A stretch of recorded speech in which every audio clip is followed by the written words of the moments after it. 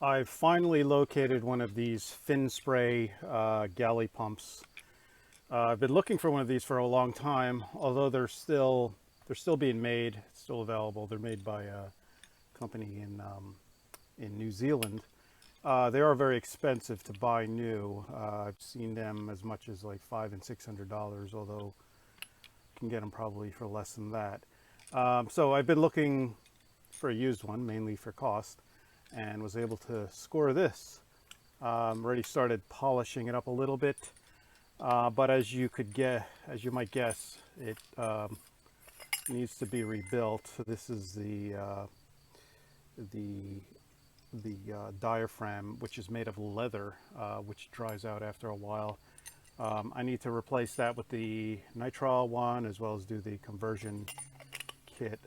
Also, there's a little felt piece in there that keeps it from leaking when pumping. So I'm going to polish this up and see about mounting it. And what a difference some elbow grease makes. Looks brand new. Looks beautiful. So the way I went about this was to give it a light sanding. Well, first I took it all apart, of course. Gave it a light sanding with some emery cloth just to remove some of the tarnish. Then I went to this polisher and I used a fine grade foam finishing pad right on there, along with some buffing compound. This is also the fine grade. And once that was done, I went to this buffing, well, it's not a wheel, it's more of a tapered cylinder. This brought it to a very high shine. Didn't have to be tapered. This is just what I had. And this is the result. Beautiful. And I'm very happy with it. Okay, now it's time to rebuild it because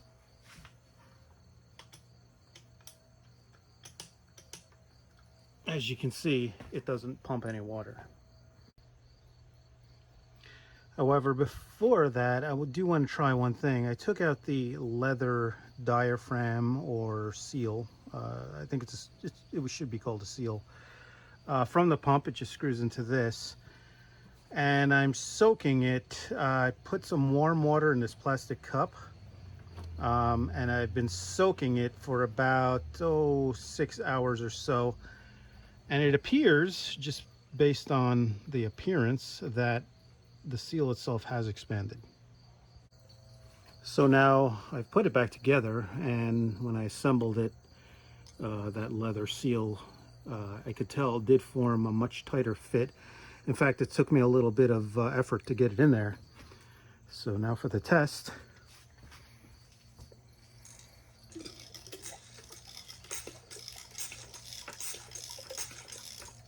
I'd say that works.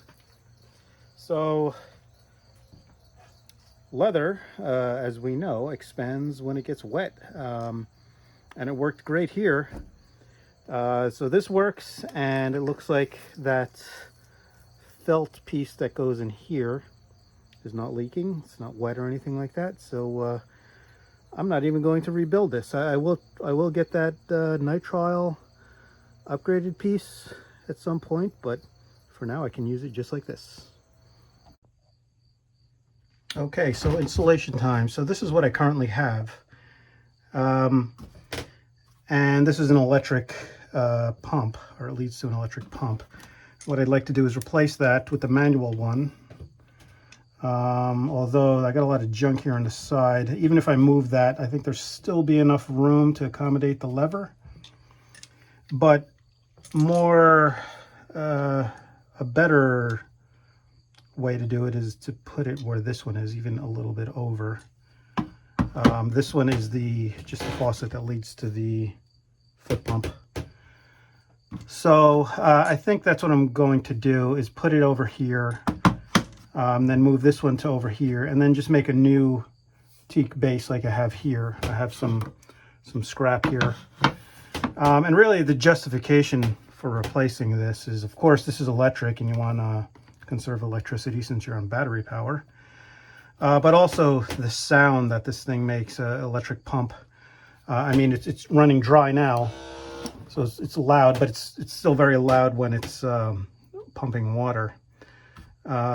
Also, with a manual pump, you can't leave that on, right? I mean, if you were to turn this on, or if a guest turned it on, and they could conceivably leave it on and empty out your tanks. So those are all good reasons, I think, to switch to a manual pump. And after doing a little bit of dry fitting with the existing holes, I've decided I'm not going to reinvent the wheel, because it works out perfectly here. I mean, I could just put this to the side, I can put it here, I can put it here, most likely there. I just need to probably put a little base here to cover up those screw holes that were there from the other base, and that other base is not wide enough for this. And now I've made that teak base using a piece of thin scrap teak, and I didn't even secure it. All I did was just put the pump on here, and then put the big nut underneath and kind of tighten the pump down, and put some butyl under the base and under the pump, which will continue to squeeze out for the next few weeks. But otherwise, I think it's secure enough. And now for the plumbing part, which should be easy. So the barb coming out of the pump is 5/8 or 3/4, which is what this little piece of hose is. However, the one coming from the tank was, I believe, 1/2 inch. So I got a little adapter that'll go right on there. So that should be pretty easy.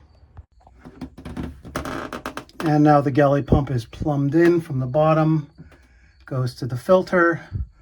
The filter goes to the 12-volt pump, which in turn is connected to the tank. So I just need to take out the 12-volt pump and then splice in the hose to the tank.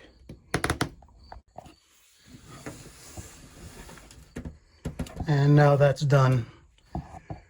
So that little Y, that brass Y, actually takes the line to the tank on the other side, so they kind of equilibrate, but there is a valve between them. Okay, now I've put a little bit of water in the tank, or at least the one tank, and success. It does feel a little bit firm, but I think that's because there's a filter in line, which is okay. Next, I'm planning to install a Hella turbo fan, which runs off of 12 volt. And these are relatively popular for marine use. Pretty quiet, not a lot of amperage draw. So originally I was going to mount it here over the stove, but there's a lot going on here and it might be in the way. So I'm thinking the best place would be kind of like above this quarter berth somewhere here. And I could probably run the power line along the grab handle here down to the breaker switches here. I'm not sure. I think I'll probably just wire it into the cabin lights, although I do have room for another switch for a fan. And now it's installed. So just screwed it right into the cabin top, the under deck.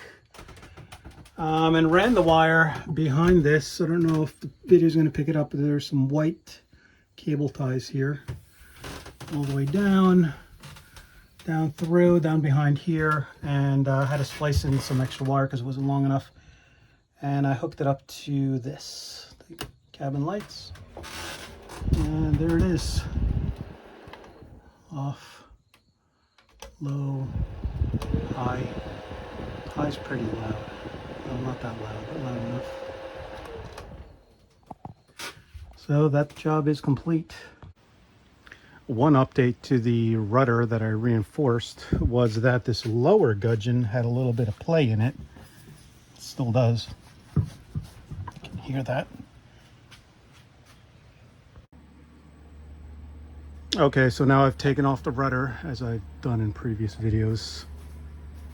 The idea here is that the gudgeon, which is here on the back of the keel, is worn down because the pintle that goes in there is stainless, and the Gudgeon itself is bronze, so the bronze is going to wear out first. So what I have is a bronze bushing, which fits on the pintle nicely with little to no play. However, it is too big to fit in that hole, so I'm going to drill that out. Okay, so now I've drilled it out with a 3/4 bit because the outer diameter of this bushing is 3/4. But it does not slide right in, which is good because I want it to be a tight fit. So I'm gonna make some sort of compression thing. And this is what I'm doing to compress it. Just a simple bolt and a nut and some washers. Screw it down and it brings it in and forms a tight fit. And now screwed all the way down. And there it is, fully compressed and seated. I gave it a light sanding to remove any burrs. And now it's fully seated. And this did take some effort to get back on. Once I got the rudder up and inserted in there, it would not go down without a lot of back and forth movement, which is a testament to the tight fit of that, although it swings pretty freely, so it's not overly tight, of course.